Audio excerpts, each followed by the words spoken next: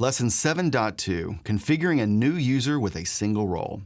So in this demonstration, I'm going to show you how to add a new user with a single role into UCS Director. So the first thing we need to do is we need to go to Administration. And for Administration, we go to Users and Groups. And then we have the ability to be able to select Login Users. So now you can see all the current users in there. We're going to add a new user. This is going to be a service end user.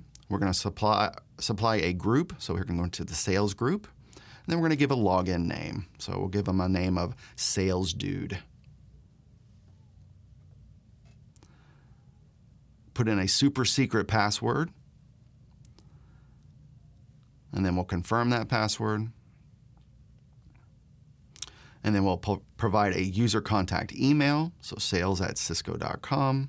Provide a first name, a last name, phone number, and then an address.